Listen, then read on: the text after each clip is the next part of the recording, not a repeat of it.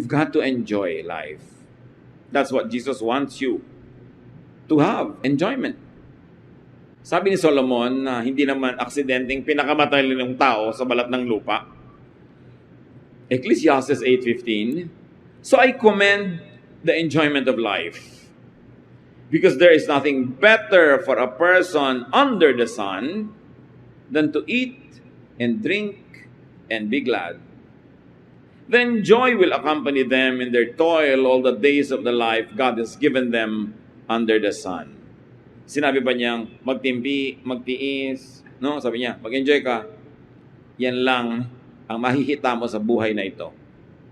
Maraming problema, maraming sakit, maraming sagabal. So tuwing kaya mo, isingit mo, ipaglaban mo, mag-enjoy ka. Nasiraan ang sasakyan, may pupuntahan kayo. Anong gagawin mo? Maghanap ka ng tindahan ng halo-halo at maghalo-halo ka. Isingit mo yung enjoyment kaysa magreklamo ka sa buhay. Always find pockets of fun. Pockets of vacation. Pockets of pleasure and happiness. At si Solomon na pinakamarunong na tao, sabi niya, yan ang pinakamabuti mong magawa sa buhay na ito. Bakit kaya pinakamabuti mag-enjoy? Kasi pag enjoy ka, enjoyable ka rin. Masarap ka rin kasama. Pag enjoy ka sa buhay, you are generous, you are kind, mapagpatawad ka, mabait ka. Kaya talaga, ministry na mag-enjoy.